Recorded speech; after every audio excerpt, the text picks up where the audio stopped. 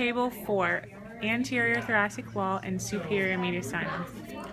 So you have here the thoracic wall. Here's the sternum, the ribs here, the costochondral cartilages connecting the ribs to cartilage and to the sternum.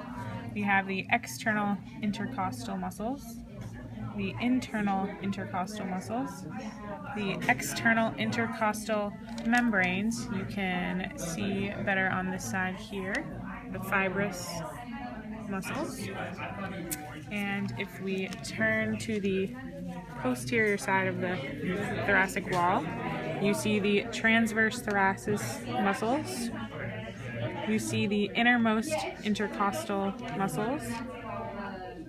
You see the endothoracic pleura, this thin layer lining the innermost intercostal muscles.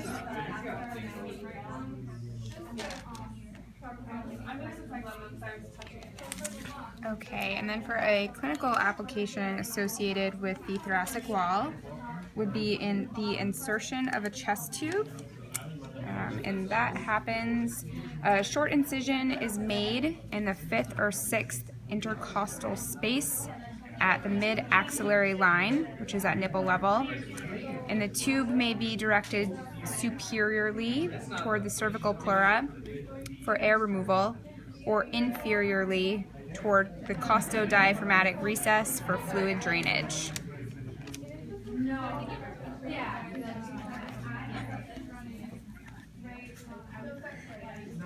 Alright, so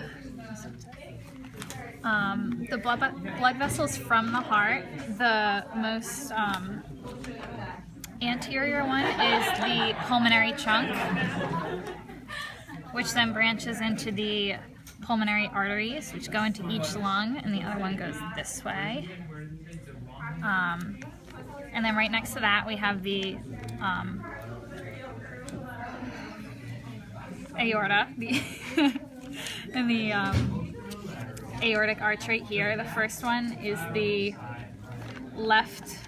the brachiocephalic trunk, and then the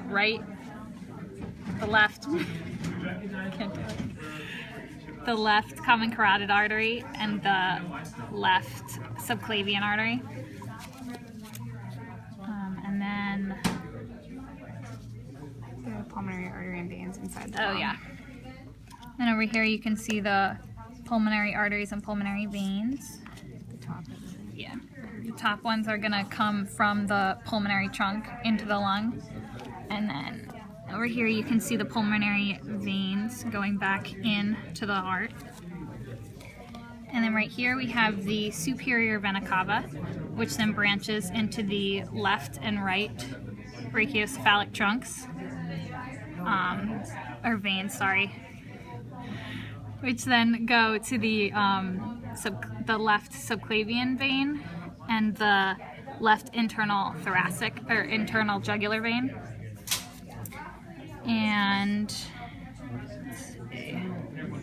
over here we have the right subclavian vein and the right internal jugular vein. Can you show the inferior vena cava?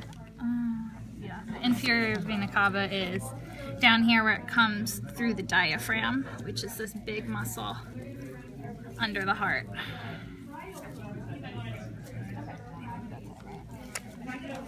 And the clinical application is an aneurysm of the ascending aorta, because the distal part of the ascending aorta receives a strong thrust of blood when the left ventricle contracts, because its wall is not yet reinforced by fibrous pericardium. An aneurysm may occur. And finally, we're going to review some of the finer neurovasculature of both the thoracic wall and the superior mediastinum. We're going to start with the posterior aspect of the chest wall. Over here we can see bilaterally on either side of the sternum. We have the internal thoracic artery and vein right here, and you can see it pass on the other side as well. Branches off of the internal thoracic artery and vein, as you can see illustrated on this side, would be the anterior intercostal artery and vein, and those are supplying all the intercostals, the externals, the internals, as well as the innermost. Coming on to the anterior aspect of the chest wall, we can see perforating branches of both the artery and vein, and those will supply to the skin and to the muscles outside of the chest wall. So moving into the actual mediastinum, we have two major nerves that come out of the neck. We'll begin right here with the right vagus nerve. Note that it follows the carotid artery. It follows the same sheath. It'll follow down to here and dive pretty deep inside. On the other side, we have the left vagus nerve that follows right here. And right at the point between the pulmonary trunk and the aorta, we see our first major branch, which is the recurrent laryngeal, the left recurrent laryngeal. This will loop up back towards the neck and supply the nervous system for most of the intrinsic muscles of the larynx. Next, while we're on the left side, we have, not this guy, we have, yes we do. We have our phrenic nerve, which comes off the cervical plexus in the neck, and that dives down deep to the diaphragm over here. And on the right side, we have our other phrenic right here, which is still intact, and you can see it pretty clearly follow down to the diaphragm. And that's our neurovasculature. And then our third clinical application is when there's an injury to the recurrent laryngeal nerves. They supply all the intrinsic muscles of the larynx, well, the majority of them, and consequently, any diagnostic procedure or disease process in the superior mediastinum may injure these nerves and affect the voice.